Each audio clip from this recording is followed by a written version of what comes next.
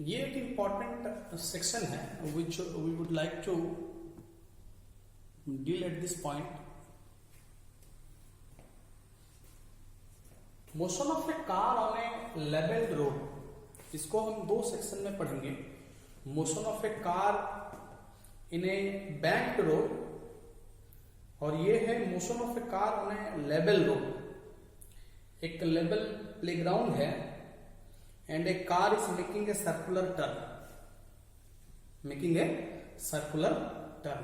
वहां पे फ्रिक्शन का क्या रोल है देखिए. ये एक लेवल्ड रोड है. नॉर्मली आप लोग देखेंगे कि जहां जहां रोड कर्व है, यहां पे थोड़ा सा कर्व के पास रोड थोड़ा सा इंक्लाइंड रहता है. वो नेक्स्ट सेशन में हम लोग डील करेंगे.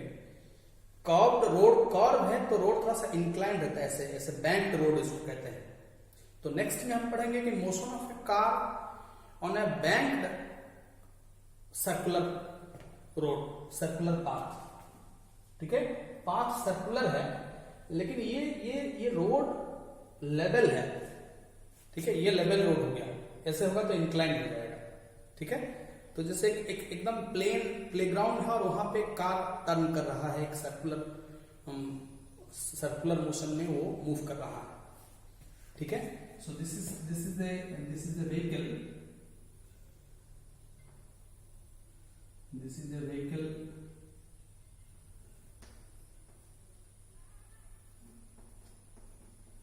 This is a car making a turn in a circular road, level circular road. Okay, देखिए इसका एक डायग्राम अगर हम ड्रॉ करना चाहेंगे तो सिंपल है कि ये कर्व रोड में ये कहीं ना कहीं ये व्हीकल है और ये इसका वेट डाउनवर्ड होगा. What are the forces if I say, what are the forces that is acting if I say, then इसका नॉर्मल रिएक्शन अपवर्ड होगा. दोनों तो बैलेंस हो जा रहा है. लेकिन यहां पे जैसे ही व्हीकल जैसे ही टर्न लेगा तो ये एक सर्कुलर मोशन में मूव कर रहा है, तो it needs a centripetal force. अब जैसे ही टर्न लेगा उसको एक सेंट्रिपिटल फोर्स चाहिए to contain the object in the curve. Curve is a part of a circle. तो जैसे ही कर्व लेगा that is a circular motion, and for a circular motion of an object the object need a centripetal force. Okay, तो यहां पे देखिए, यहां पे जो सेंट्रिपिटल फोर्स है ये कहीं ना कहीं कर्व का सेंटर होगा. The centripetal force is mv²/r. और ये जैसे ही टर्न लेगा यहां पे जो necessary centripetal force is provided by the friction of the road. जैसे ही गाड़ी टर्न लेगा रोड का फ्रिक्शन सेंट्रिपिटल फोर्स का रोल ये करेगा, प्ले करेगा, जिसके चलते due to the frictional force the vehicle will get necessary centripetal force and the car will be able to make a turn in the circular path. तो जब भी वो टर्न ले रहा है, जितना समय तक वो सर्कुलर पाथ में रिवॉल्व कर रहा है, उसको road the frictional force between the tyre and the road will act as the centripetal force. Okay, तो हम एक लाइन इसमें लिखेंगे कि consider a car moving on a level circular road. Okay, various forces that is acting, various forces acting on the car. Okay, क्या क्या forces acting है. Number 1 the weight, okay, mg, which is acting, बोलिए, downward.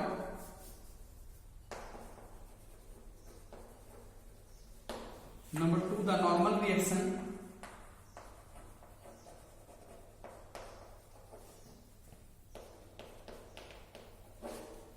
ठीक है, N, the normal reaction N. Okay, देखिए, the necessary centripetal force to make the turn, the necessary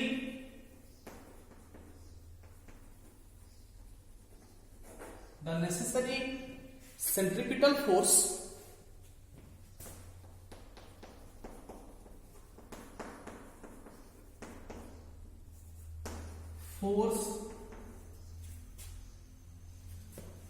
to move the car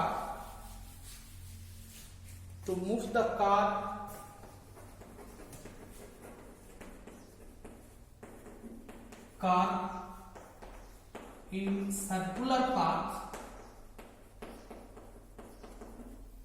is provided by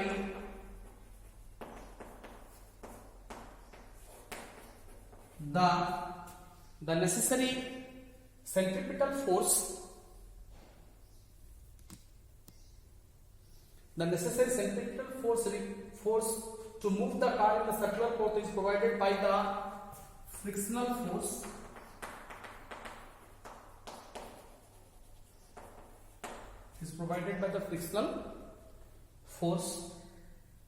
So therefore, देखिए, जब तक static friction है, जब तक, क्योंकि फ्रिक्शनल फोर्स अगर कम हो जाएगा, सेंट्रीपिटल फोर्स अगर ज्यादा चाहिए होगा, तब तो टर्न नहीं ले पाएगा.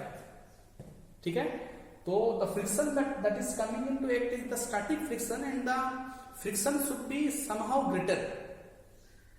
ओके, तो क्योंकि मैक्सिमम स्टैटिक फ्रिक्शनल फोर्स से ज्यादा वेलोसिटी में टर्न करना चाहेगा, तब टर्न नहीं ले पाएगा.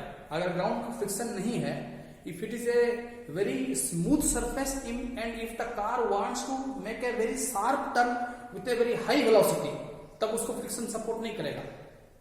तो while making that turn, the driver should see what is the maximum possible velocity I can maintain to make that turn so that I can take the help of the friction of the ground.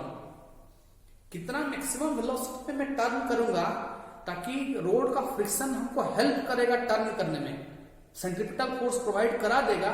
So that maximum velocity the vehicle should maintain. उससे ज्यादा velocity में अगर turn करता भी है, then there is every possibility that the vehicle will move tangentially straight. The road, the friction will not no more help, क्योंकि static friction भी एक मैक्सिमम लिमिट के बाद और प्रोवाइड नहीं होगा. तो जैसे जैसे व्हीकल का स्पीड बढ़ेगा, स्टैटिक फ्रिक्शन तो बढ़ेगा, लेकिन स्टैटिक फ्रिक्शन का एक लिमिट है. उससे ज्यादा वो स्टैटिक फ्रिक्शन, वो फ्रिक्शनल फोर्स उसको कंटेन नहीं कर पाएगा. मैक्सिमम, उससे मैक्सिमम सेंट्रीपिटल फोर्स उसको दे नहीं पाएगा. Okay, so that means therefore the frictional force must be greater than this mv square by r. हम अगर कहेंगे कि ये मैक्सिमम है, तब ये इक्वल हो जाएगा. ओके, और इफ आई से कि ये fs मैक्सिमम अगर हम कहेंगे, तब उस वक्त ये इक्वल हो जाएगा, but the velocity will be maximum. ये लिमिटिंग वेलोसिटी हो जाएगा. उस ज्यादा वेलोसिटी से अगर टर्न करता है गाड़ी, तो मैक्सिमम स्टैटिक फ्रिक्शन से ज्यादा ऑफर नहीं कर सकता है सरफेस. तो देन ये mv मैक्स लिखना पड़ेगा, मैक्सिमम वेलोसिटी, क्योंकि मैक्सिमम स्टैटिक फ्रिक्शन जब रोड एंड टायर के बीच में है, तब कार का वेलोसिटी सबसे ज्यादा है. So then it is equal. ठीक है, उससे कम में मूव कर रहा है तो static friction, only static friction is acting. तो उस केस में static frictional force is greater than the centripetal force. ये mv square by r centripetal force है, v is the speed of the car. Okay, तो इसको हम maximum limiting value लेंगे, तो ये इक्वल टू लेंगे तो maximum velocity of the car at which the car can make a safe turn without slipping. Slip नहीं करेगा टर्निंग में. और इसको मैं मिटा दूं, तब देखिए हम लिख सकते हैं कि अब हमारे पास एक डेरिवेशन आ जाएगा कि ये fs मैक्सिमम क्या है, ये μs इंटू mg है, μs इंटू n होता है. Okay, and this is equal to mv maximum square by r। Okay, दोनों साइड से मास कैंसिल हो जाएगा। ओके, तो मैं ये